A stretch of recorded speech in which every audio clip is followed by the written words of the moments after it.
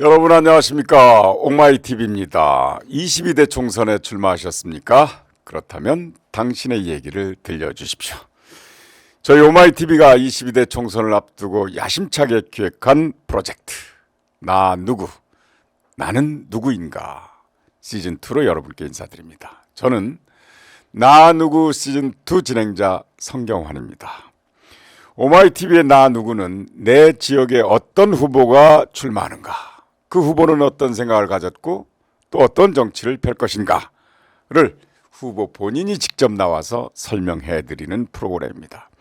오늘 이 시간에는 대전 유성구 을지역의 더불어민주당 6호 영입인재 황정아 후보를 소개합니다.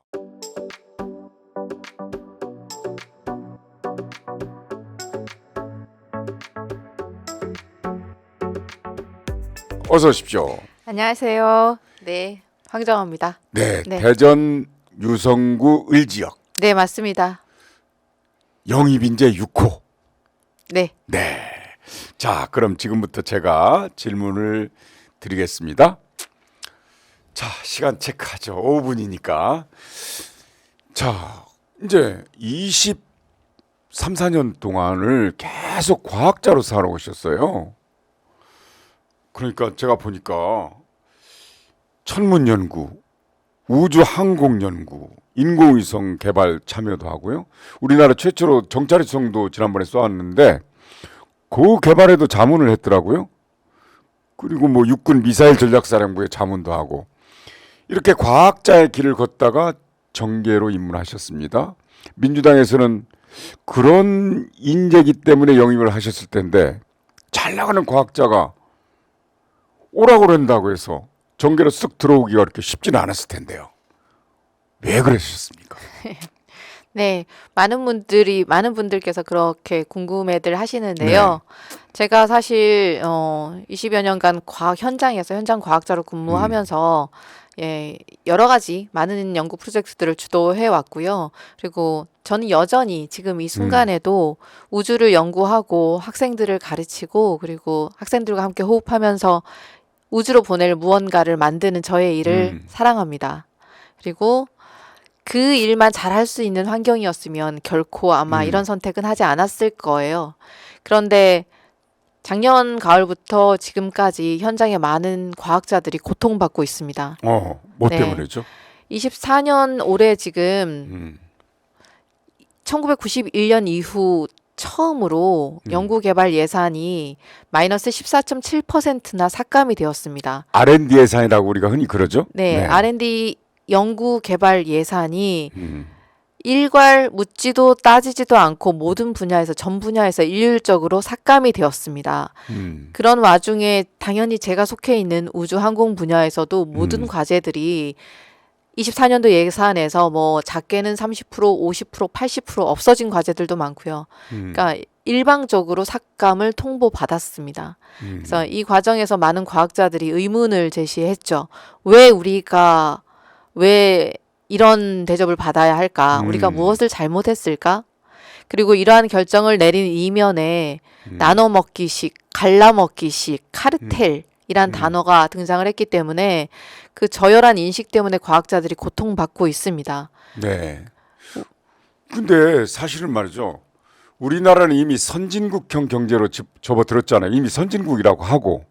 그렇다면 대개 선진국형 경제에 공통된 게 반도체, AI, 양자 컴퓨터, 항공우주공학 이런 것들인데 R&D 예산이 삭감이 돼버리면 중장기 연구 프로젝트가 중단되잖아요. 그렇죠. 네, 어떤 후유증들이 있어요?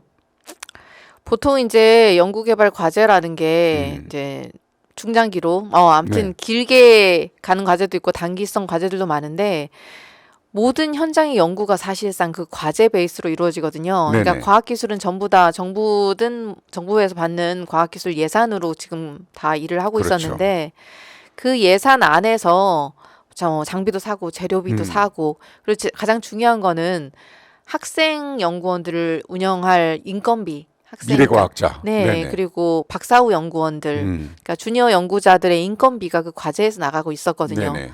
그러니까 우리도 원래 하려고 하던 연구들을 일방적으로 못하게 한 것도 문제인데 학문 후속 세대인 학생들의 인건비를 삭감함으로써 학생들을 더 이상 유지할 수 없게 되었다는 게 가장 큰 문제고요. 대학원 학생들의 인건비는 사실 거기서 나오는 거였거든요. 네네. 그러다 보니 학생들이 너무 고통받고 있고 다른 방향으로 진로를 틀고 있습니다. 예를 들면. 원래 이공계로 그러니까 음. 한국에 자리가 있었으면 박사 후 연구원 후에 한국에 남을 수도 있었을 텐데 더 이상 한국에서는 자리가 없고 더 이상 취업할 데가 없기 때문에 다른 나라로 해외로 인재가 유출되고 있습니다. 우리나라의 경쟁 상대국으로 다 나간다는 건 얘기죠. 네, 중국이나 뭐 다른 나라로. 네. 그러니까 고급 두뇌들이 전부 유출되는 이러한 사태가 벌어지고 있고 그리고 뭐 학부생들도 대학원생들이 그런 처우면 굳이 대학원을 진학하고 싶지 않고 지금 줄줄이 연쇄적으로 사실상 과학기술계 R&D 생태계가 무너지고 있다고 보고 있습니다. 우리의 미래가 암담하다는 얘기 아닙니까? 그렇죠. 우리의 미래를 지금 장담할 수가 없게 되겠습니다. 네네. 미래를 과연 얘기할 자격이 있는지 모르겠네요. 자, 그럼 지금부터 10분 동안 준비하신 PPT 있잖아요. 네네. 그걸 활용해서 최대한 효과적으로 자신을 홍보해 주시기 바랍니다.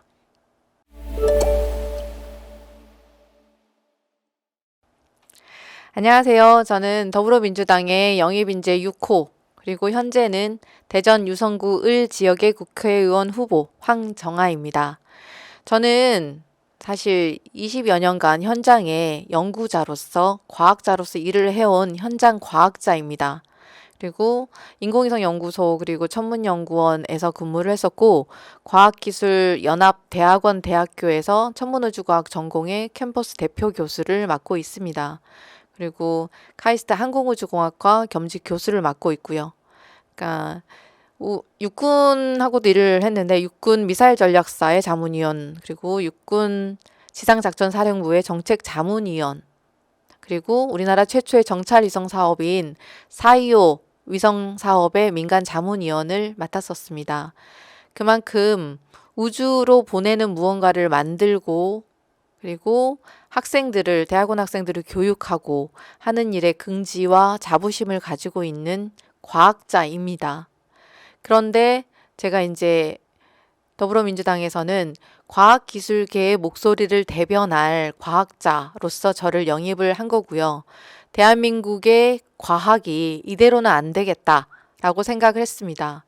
아시겠지만 2024년에 일어난 R&D 예산 삭감의 후폭풍이 현장을 아주 초토화시키고 있는 중이기 때문에 많은 과학자들이 지금 현재 굉장히 무력감과 자괴감에 시달리고 있습니다. 이 외에도 뭐 카이스트 입틀막 사건 등등을 비롯해서 우리나라에서 과학기술계가 얼마나 홀대를 받고 있는지 과학자들이 굉장히 분노하고 있습니다.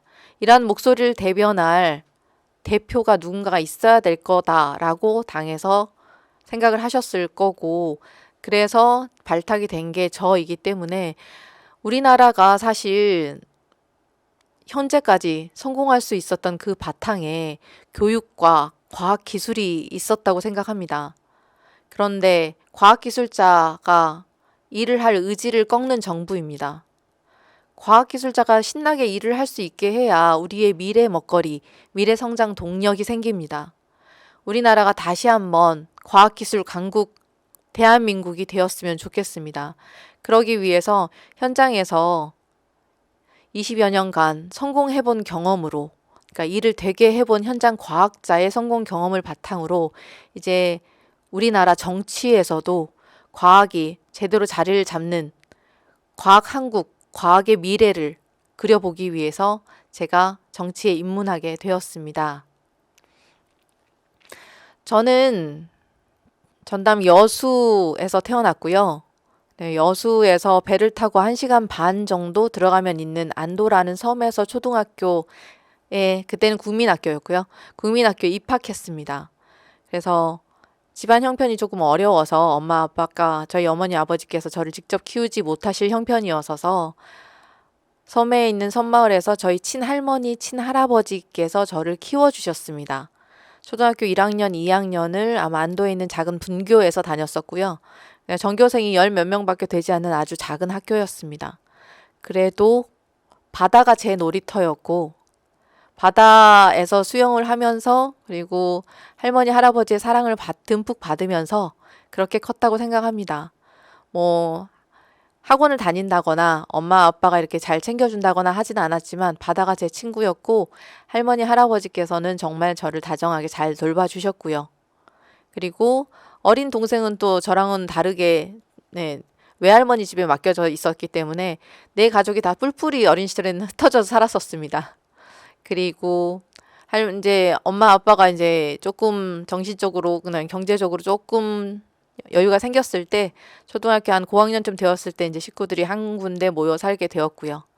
그때 바다를 벗하고 자연을 벗하고 자유롭게 주도적으로 아마 그렇게 살았었던 경험이 제가 오늘날까지 과학자를 하면서 조금 더 도전하고 이렇게 자율적으로 결정하고 창의적으로 모든 일을 하는데 뭔가 바탕이 되지 않았나 생각을 합니다. 지금도 뭐 어린 시절은 지금 현재도 바다를 굉장히 좋아하는데요. 그런 경험으로 이제 우주의 연구를 하게 됩니다. 네. 제가 전남과학고등학교를 졸업하고 그다음에 카이스트 물리학과에 진학을 하면서 이제 우주로 과학의 길로 완전히 접어들었는데요. 네. 우주를 연구하기 시작하면서 2003년에 우주로 보낸 과학기술 위성 1호의 우주물리 탑재체 개발을 맡았습니다. 2003년에 우주로 갔고 그리고 가장 최근에는 2023년 작년 5월 25일에 누리호 3차 발사에 실렸던 4개의 인공위성 도요셋 위성들의 시스템 엔지니어를 맡아서 위성을 기획하고 개발하고 개발 발사까지 전 과정을 약 7년 정도의 개발 기간을 참여했습니다. 저는 여전히 인공위성을 개발하는 저의 일을 매우 사랑하고요.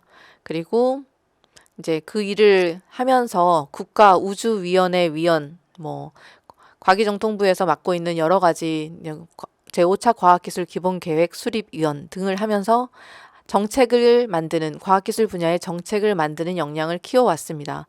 한국과학창의재단 이사 등을 맡으면서 어떻게 하면 과학이 보다 대중에게 쉽게 접근할 수 있을까라는 고민도 굉장히 많이 했고요. 그러면서 이제 우주과학자로서의 저의 성장, 그리고 꾸준히 저희 분야에서는 우주 분야에서 이렇게 성공했던 경험들을 쌓아갔습니다. 그중에 아마 제가 가장 긍지를 가지고 있는 것 중에 하나는 항공기 우주 방사선의 예측 모델을 개발한 일입니다. 항공기 승무원들도 우주에서 오는 방사선에 피폭되고 있고 그 피폭량을 정확하게 계산할 수 있는 이론 물리 모델을 독자적으로 개발했습니다. 이 모델은 현재 홈페이지에서 대국민 서비스를 하고 있는 중이고요. 그리고 이러한 연구에 기반을 해서 생활 주변 방사선 안전 관리 법안이 만들어졌습니다. 그래서 지금 현재는 많은 사람들이 자신이 어느 비행기를 타고 갈 때 출도착 공항을 알게 되면 항공기에서 어느 만큼 방사선에 피폭되는지를 일반인들도 계산해 보실 수가 있어요. 그런 연구들을 하고 있고, 그리고 만약에 제가 계속해서 연구를 하고 있었다면 더 멀리 나가는 인공위성을 설계하고 있었을 것입니다. 누군가 저에게 과학자로서의 꿈을 물어봤을 때 저는 항상 비욘드 보이저라고 이야기를 했습니다. 지금 현재 가장 멀리 나가 있는 우주선은 1977년에 지구를 출발한 보이저 1호입니다. 제가 또 1977년생이라 저는 우주를 할 운명이었다고 생각하고 있습니다. 그래서 그거보다 더 멀리 나가는 우리나라의 우주선을 화성도 가고 달도 가고 태양계 넘어 더 멀리 나가는 대한민국이 만든 우주선을 제가 주도적으로 개발해보고 싶은 소망이 있었습니다. 그러나 지금 현재는 이제 우주로 가는 저의 꿈을 잠시 접어두고 또 다른 우주로 진입하려고 합니다. 정치라는 세계는 제가 단 한 번도 꿈에도 생각해 보지 않았던 세상입니다. 그러나 저의 동료들, 나의 후배들, 그리고 나의 사랑스러운 제자들이 더 잘 연구할 수 있는 과학기술 생태계를 만드는 역할도 매우 중요하다고 생각합니다. 정치는 그 일을 할 수 있고요. 그래서 정치라는 또 다른 우주로의 진입을 시도하고 있습니다. 저는 여전히 과학자이고 그리고 정치인으로 일을 할 생각입니다. 더불어민주당에서 저를 영입하고 우리나라 과학의 미래에 대해서 저하고 정강정책 등을 논의하고 계시기 때문에 아마 현실 과학자가 이렇게 정치인으로 입문한 경우는 처음이 아닌가 싶습니다. 저는 이제 과학기술계 대표일 뿐만 아니라 대전 유성을 지역구의 대표입니다. 그래서 유성에 있는 모든 상인분들, 유성구 노인복지관, 청소년 수련관, 장애인복지관 등등 많은 자치단체들의 인사를 드리고 있고 그분들의 목소리를 청취하고 있습니다. 각계각층의 다양한 소외된 목소리까지 하나하나 다 주의 깊게 듣고 작은 목소리도 절대 놓치지 않는 그런 과학자 정치인이 되겠습니다. 그리고 저는 일이 되어 보게 한 경험이 많은 과학자입니다. 그래서 실력 있는 과학자 정치인이 될 것이고 한번 뱉은 말은 지키는 신의를 지키는 정치인이 될 것입니다. 그래서 앞으로도 이 정치라는 미지의 세계에서 제가 어느 별에 닿게 될 것인지 저도 궁금합니다만 저의 우주로의 여행에 여러분들과 함께 동반했으면 좋겠습니다. 네, 감사합니다. 네, 이렇게 말씀 잘 들었는데요. 순수 과학자가 이렇게 정치인으로 입문한 게 처음이라고. 과학자 출신의 정치인들은 좀 그렇지. 있으시죠. 근데 저처럼 지금 현재도 과학자이면서 정치인은 사람은 없을 것 같습니다. 과학자인 걸 참칭하는 분도 있어요. 네. 아니, 말씀 들어보니까 섬소녀였어요. 네, 맞습니다. 섬에서 바다 수영으로 처음 수영을 배웠습니다. 어린 수영장 수영보다 더 훨씬 잘하십니까? 그건 아니지만 잠수를 잘합니다. 그런데 들어보니까 새 아이의 엄마라고 해요. 네, 맞습니다. 아니, 일과 직업을 양립시키기가 굉장히 어려웠을 텐데 더구나 과학자로서 가능했습니까, 그게? 뭐 주변 분들의 많은 도움을 받았죠, 사실. 아이가 아주 어렸을 때는 이제 시어머니께 맡겨서 키워서 제가 주말 엄마를 했었고요. 아이가 18개월부터는 어린이집에 보낼 수 있어서 18개월부터는 제가 키웠고요. 그리고 아이가 초등학교 들어가면서부터는 손발이 많이 필요해져서 저희 친정 아빠랑 같이 살기 시작했고요. 다 동원했군요. 예, 가능한 한 모든 자원을 동원해서 살아남았습니다. 그래서 네. 지금 뭐 저출생 사회를 넘어서 초저출생 사회라고 합니다. 맞습니다. 우리가 이미 그 나라가 됐어요. 네, 네, 맞아요. 지역 소멸 문제 아주 심각합니다. 그렇죠. 예, 이거는 이제 이에 대한 대책이 크게 뭐 주거 문제, 교육 문제, 양육 문제, 직업 문제 이런 거 다 이제 통틀어서 거론되는데 네, 맞습니다. 나름대로 답안이 있을 것 같아요. 사실 제가 이제 유성에 오래 살고 있습니다. 약 30년 가까이 살고 있기 때문에 유성구의 여러 동을 이제 거의 7년, 뭐 3년, 4년 이런 식으로 거의 살아봤습니다. 그리고 그 유성구에서 처음 학교 95년도부터 이제 대학을 들어갔고 그리고 대학원을 들어갔고 그리고 거기에서 저희 신랑님을 만났고 카이스트라는 얘기죠, 예, 거기가. 네. 카이스트에서 이제 선배님이신 신랑님을 만나서 CC로 결혼을 하고 네. 그리고 그 유성구 을에서 아이를 셋을 낳았고 현재까지 키웠습니다. 그러니 그 누구보다도 그 동네에서 아이를 안전하고 행복하게 키우는 일에 굉장히 관심이 많습니다. 사실상 토박이네. 네네. 섬에서 태어나고 전남과학고를 졸업했지만 네. 고등학교 졸업 이후에는 쭉 대전에 계속해서 살고 있어서 대전이 세상에 저희는 전국에서 대전이 제일 살기 좋다고 생각하고 있습니다. 그런데 거기에서 과학자로서 이제 살면서 아주 편안하다기보다는 정말 앞으로 그냥 성장 가능성이 무한한 최첨단 과학이기 때문에 그쪽에 네. 그랬을 텐데 정치로 이렇게 들어온 게 아무리 민주당에서 영입한다고 인재로 영입한다고 해도 굉장히 결정하기 힘들었을 거예요. 남편분은 또 가족분들은 어땠어요? 사실 저는 굉장히 겁이 많고 소심하고 무언가를 한번 결정하는데 오래 걸리는 사람입니다. 그런데 저희 신랑님이 꼭 저를 굉장히 너무너무 지지를 해주셨고 이번 도전을 해보는 게 좋겠다고 적극적으로 지지하지 않으셨으면 이 결정을 내리기 힘들었을 것이다. R&D 예산의 대폭 삭감이 분노를 일으키고 그 분노가 정치권으로 진입하게 됐군요. 예. 네. 자, 그러면 이제 국회에 입성하셨다. 그러면은 어떤 상임위원회에서 일을 하시겠습니까? 아무래도 제가 과학자 대표로 발탁이 된 것이니만큼 아마 과방위 과학기술정보통신 방송통신위원회가 저한테 제일 어울릴 거라고 생각을 하고요. 그 외에도 사실 지역 경제를 살리기 위해서는 우리 지역 카이스트에서 나오고 있는 우수한 두뇌들을 외부 지역으로 유출되지 않게 인재들을 잡아두는 정책 필요하다고 생각하고 있습니다. 그래서 주변에 이제 벤처나 스타트업들을 키우는 그런 정책과 지원, 그리고 공간을 제공하는 것들이 반드시 필요하다고 생각을 해서 우리 지역에서 나오고 있는 R&D 성과를 지역에 그대로 뿌리낼 수 있게만 해준다면 지역 경제를 활성화시킬 수도 있을 거라고 생각을 합니다. 그러려면 벤처나 스타트업들한테 기회를 많이 주어야 하고요. 그걸 하기 위해서는 산자위도 중요할 것 같습니다. 아, 유성구민을 잘 먹고 잘 살게 할 수 있는 네네. 입법 과정이 필요한데 네네. 그런 상임위원회에서 활동하시겠다 이런 그렇죠. 말씀이죠.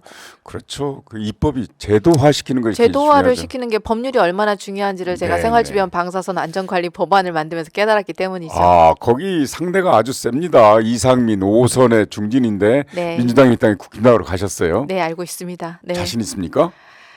자신은 네, 자신은 크게 이제는 자신 있다고 말씀드려야 될 것 같은데 네. 어쨌든 저는 현실 정치 이제 현장 과학자 출신이다. 현장에 대한 누구보다도 경험이 많기 때문에 과학자들의 고충을 누구보다 잘 알고 있다고 생각합니다. 네, 네. 여기까지 말씀 잘 들었습니다. 네, 네. 네, 네. 자, 지금까지 대전 유성을 지역에 출마하신 더불어민주당의 황정아 후보를 만나봤습니다. 자, 오마이TV 총선 기획 나 누구는 22대 국회의원 총선에 출마를 희망하는 대한민국 국민이면 누구나 다 참여할 수 있습니다. 출연을 원하신다면 지금 화면 하단 자막으로 소개가 되고 있죠. 메일 오마이나누구 네이버닷컴으로 연락을 주시면 신청이 가능합니다. 자, 22대 총선에 출마하시겠습니까? 그렇다면 당신의 이야기를 들려주십시오. 오마이TV의 대국민 출마 선언 프로젝트 나 누구는 총선 때까지 계속됩니다. 여러분 감사합니다.